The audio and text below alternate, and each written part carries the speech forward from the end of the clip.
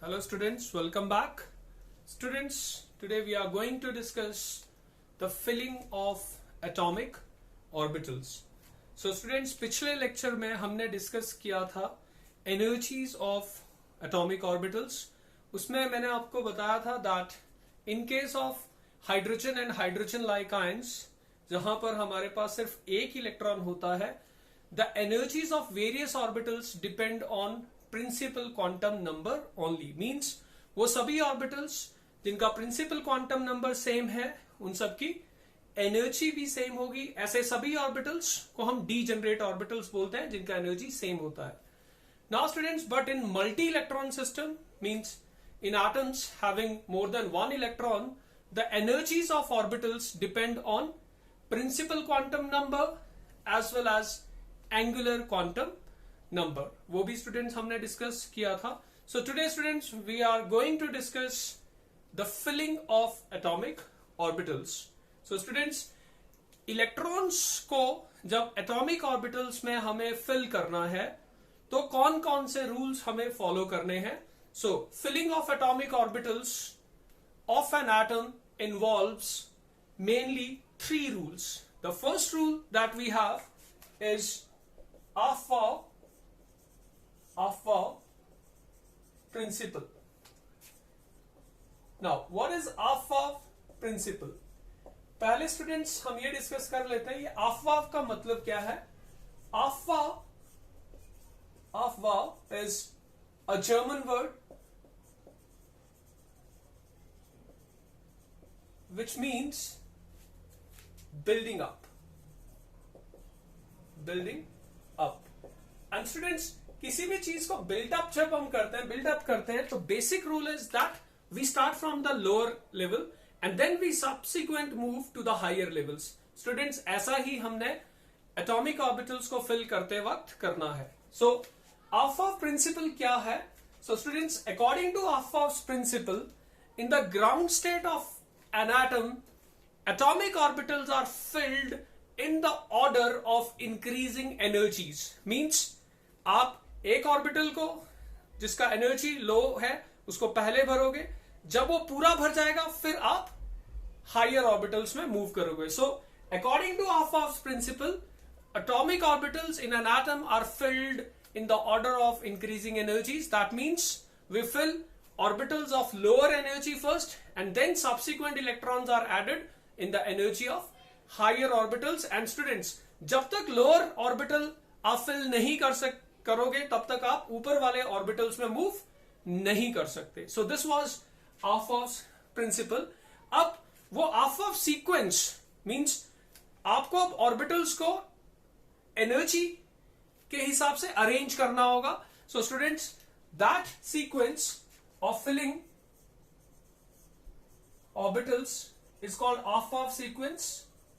And Aufbau sequence में आपको बता दो स्टूडेंट्स, सबसे लोअर एनर्जी का ऑर्बिटल 1s होता है.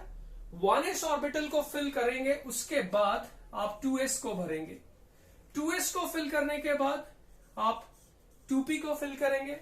2p को फिल करने के बाद आप 3s को फिल करने के बाद 3p, then we have 4s, then we have 3d. And students, इस तरह से आप उसको फिल करते जाओगे. सो इसका मतलब ये हुआ दैट एनर्जी इस ऑर्डर में इंक्रीज करता जा रहा है. सो आप s को पहले फिल करोगे, फिर 2s, फिर 2p, s, 3s, 3p and so on.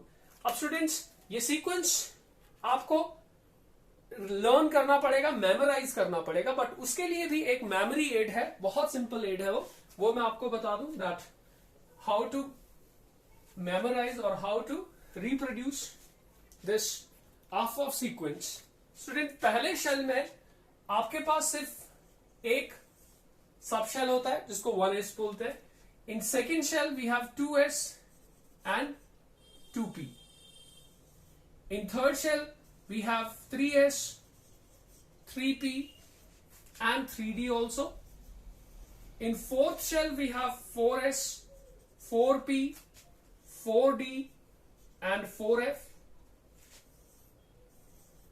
Similarly, students, in fifth shell we have 5s, 5p, 5d, 5f, 5g, and then we have 6 shell, 6p, 6s, 6p, 6d, 6f and so on. उसी तरह से 7 and आप hypothetically 8 भी लिख लो. Now students, आप क्या करेंगे, आप डायगोनल्स ड्रॉ करेंगे. सी, आप ये तो डायगोनल ऊपर से नीचे को आ रहा है, सबसे पहले आप फर्नेस को फिल करोगे, इसका एनर्जी सबसे कम. देन पैरेलली एक और सेकेंड डायगोनल 2s, सो 1s को फिल करने के बाद आपको 2s को भरना है, उसका एनर्जी 1s से ज्यादा है. देन नेक्स्ट डायगोनल ठीक उसके पैरेलल ऊपर से नीचे को, सो 2s को फिल करने के बाद स्टूडेंट वापस जाना है, ऊपर से आना है. Then we fill 2p and then what 3s. Then next diagonal जो ठीक पैरेलल होगा इसके, 3s को फिल करने के बाद we fill 3p and then we fill 4s.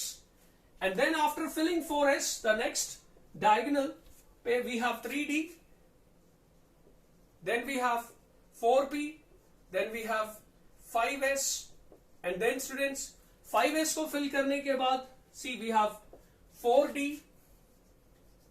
then we have 5p, then we have 6s. उसके बाद ऐसे move करते जाएंगे students, and we have 4f and so on. So इस तरह से आपका पूरा half sequence बन जाएगा. So this is the order of filling orbitals in an atom. So this was students the first rule. Now this energy sequence, that is half sequence, can be explained by the Bohr-Bury's rule. So students, आप इस half sequence को explain भी कर सकते हो. So for that we have Bohr-Bury's rule. Now अब ये Bohr-Bury's rule है क्या? स्टूडेंट्स, इसमें दो रूल है. The first rule says that, जिसको हम n+l रूल बोलते हैं. स्टूडेंट्स, इस रूल के according N orbital with lower n+l value, N orbital with lower n+l value has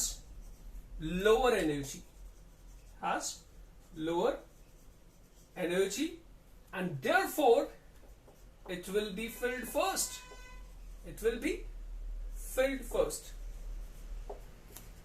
So this is n+l rule. Student, इससे आप सीक्वेंस में एक बहुत इंपॉर्टेंट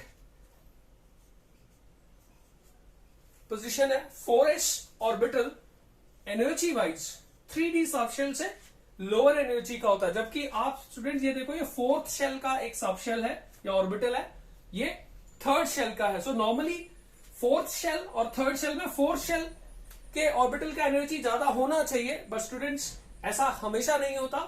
4s एटॉमिक ऑर्बिटल और 3d एटॉमिक ऑर्बिटल में we fill 4s first.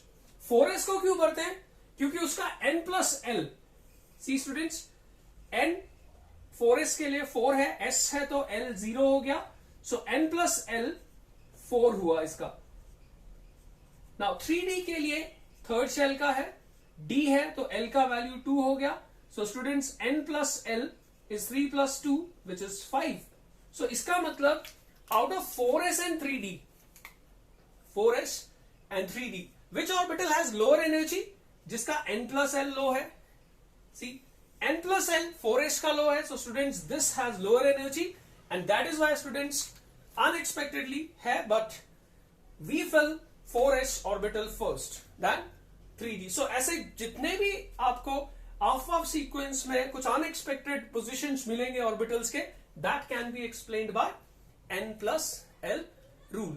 Now students, इसमें एक rule और भी है, which is that if the two orbitals, अगर कोई दो ऑर्बिटल्स, सेकेंड रूल है जिसमें हम n से ही प्रिडिक्ट करेंगे. n means principal quantum number, but ये तब अप्लाई करना है students when two atomic orbitals or two or more atomic orbitals have same n+l value. That means if n+l value of atomic orbitals is same or equal, then the orbital with lower n value will have lower energy, उसका energy कम होगा, and therefore उसी orbital को आप पहले भरेंगे. Students, for example I have see, मेरे पास ऑर्बिटल है एक से 2p एंड एक ऑर्बिटल है 3s. तो इन दोनों को कंपेयर करते हैं स्टूडेंट्स. इसका प्रिंसिपल क्वांटम नंबर 2 और एंगुलर क्वांटम नंबर p के लिए 1 होगा. सो n प्लस एल, इसका 2 प्लस 1 3 है. इसका प्रिंसिपल क्वांटम नंबर 3, s के लिए l 0 होगा. सो इसका n प्लस एल भी 3 हुआ. अब students, n plus L rule तो नहीं अप्लाई हो सकता because n plus L value दोनों ऑर्बिटल्स के लिए सेम है. नाउ स्टूडेंट्स, ऐसे केस में आप n को देखोगे. n इसका 2, इसका n वी हैव 3. अब आप इसका n 2 है और इसका n 3 है. सो लोअर n वैल्यू 2p का है. सो स्टूडेंट्स, 2p का एनर्जी इसका मतलब 3s से कम होगा, and that is why 2p will be filled first. 2p को फिल पहले करेंगे, उसके बाद 3s को फिल करेंगे. स्टूडेंट्स, ये था हमारा ऑफवर्ब्स रूल, और ऑफवर्ब्स रूल को एक्सप्लेन करने के लिए we have 2 rules, Bohr-Bury's rules, n plus n and n rule. Now students, we have next rule which is very important for filling atomic orbitals. It is what? Pauli's exclusion principle. Pauli's exclusion principle. Now students, ये हमने पहले भी किया है, Pauli's exclusion principle. According to Pauli's exclusion principle, no two electrons in an atom can have same value for all the 4 quantum numbers. कोई भी 2 electrons atom में कहीं भी हो, उन दोनों इलेक्ट्रॉन्स के सभी 4 क्वांटम नंबर्स का जो सेट है वो सेम नहीं हो सकता. एंड स्टूडेंट्स, ऑल्टरनेटिवली इसका एक स्टेटमेंट और भी है which states that an orbital can have a maximum of what? 2 electrons. Maximum of 2 electrons with opposite spin. With opposite spin.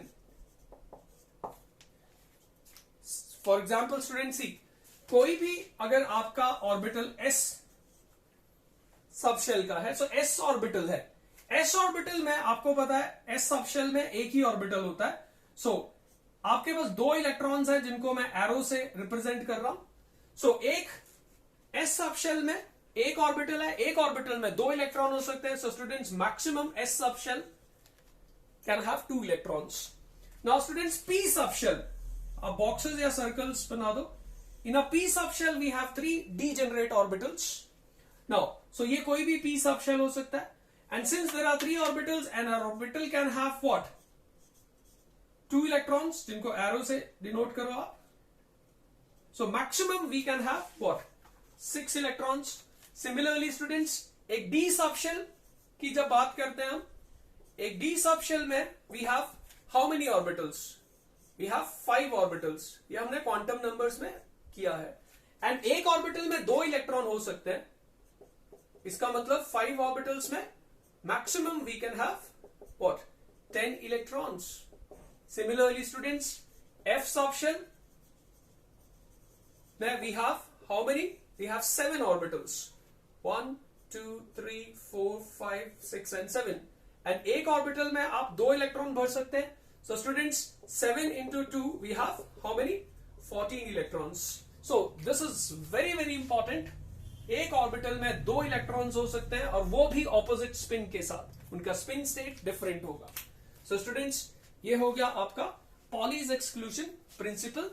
Now, after Pauli's exclusion principle, there is another rule which is very very important, and this rule is Hund's rule, H-U-N-D', Hund's rule of maximum multiplicity. maximum multiplicity. Now, so what is this rule? Hund's rule है क्या? So students, according to Hund's rule, no pairing of electrons in the orbitals of same subshell is done until each orbital is singly filled. मतलब हुआ students, किसी भी एक subshell में जो degenerate orbitals होते हैं, दैट मींस जिनकी एनर्जी एक जैसी है, उनमें जब आप इलेक्ट्रॉन भरोगे, पहले आप इलेक्ट्रॉन्स भरोगे with same spin states, that means parallel spin के साथ भरोगे, उसके बाद आप एंटी पैरेलल स्पिन के साथ इलेक्ट्रॉन्स को भरना शुरू करोगे. दैट मींस आप जब तक सभी ऑर्बिटल में एक एक सिंगल इलेक्ट्रॉन नहीं डाल सकते, आप पेयरिंग नहीं करोगे. So statement is no pairing of electron is done, of electrons is done, मैं शॉर्ट में ही लिख रहा हूं, until each orbital of same subshell is singly filled. Now let's understand students. से मैं एक 2p subshell लेता हूं. Now students, मुझे 2p subshell में से 3 इलेक्ट्रॉन्स को फिल करना है. एंड नाउ स्टूडेंट्स, 2p या कोई भी p सबशेल में आपको पता है 3 डीजेनरेट ऑर्बिटल्स हैं. एक ऑर्बिटल में 2 इलेक्ट्रॉन्स डाल सकते हैं आप. सो 1, 2 एंड 3. अगर मैं पॉलीज एक्सक्लूजन प्रिंसिपल को अप्लाई करूं, एक ऑर्बिटल में 2, सो 2 डाल दिए, फिर तीसरा दूसरे ऑर्बिटल में. लेकिन students, this is considered wrong, because hunts rule के अकॉर्डिंग जब तक आप सभी ऑर्बिटल्स में पैरेलल स्पिन के साथ इलेक्ट्रॉन नहीं भर देते, आप पेयरिंग नहीं करोगे. सो ये आपका रॉन्ग होगा स्टूडेंट्स. तो करेक्ट वे क्या होगा रिप्रेजेंटिंग 2p3 सबशेल? आपके पास 3 ऑर्बिटल है, आपके पास इलेक्ट्रॉन भी से 3 ही है. सो आप पहले पैरेलल स्पिन के साथ उनको भरोगे हर ऑर्बिटल में, एंड देन अगर आपके पास ज्यादा इलेक्ट्रॉन है तो पेयरिंग कर सकते हो. सो ये तरीका आपका सही है. So this is because this will give a maximum multiplicity. Spin multiplicity यहां मैक्सिमम आएगा, यहां नहीं आएगा. सो ये जो अरेंजमेंट है, this provides more stability. So this type of configuration is considered. That means आप जब तक सिंगली फिल नहीं कर देते एटॉमिक ऑर्बिटल्स को, पेयरिंग नहीं कर सकते. से और अप्लाई करते हैं, से आई हैव 2p4, 2 एक ऑर्बिटल में आ सकते हैं. तो 4 को 2 ऑर्बिटल में डाल सकता था मैं, लेकिन ये गलत होगा स्टूडेंट्स. पहले पैरेलल स्पिन के साथ सभी ऑर्बिटल्स को फिल कर दो, 1, 2, 3, देन 4th इलेक्ट्रॉन आपको अगर फिल करना है, अब आप पेयरिंग कर सकते हैं. बट ये तरीका आपका गलत होगा. सो स्टूडेंट्स, दिस इज हर्न्स rule of maximum multiplicity. Students, अब इन तीनों रूल्स को हम यूज करेंगे to build an atom. That means to write electronic configuration of atoms. So students, next lecture जो हम डिस्कस करेंगे, मींस जो अगले वीडियो लेक्चर में होगा, that will be about electronic structure of atoms, और वी से इलेक्ट्रॉनिक कॉन्फ़िगरेशन. सो आइडिया मैं दे देता हूं. Electronic configuration means distribution of electrons in various atomic orbitals of an atom. और उसके लिए आपको स्टूडेंट्स इन्हीं 3 रूल्स को फॉलो करना है.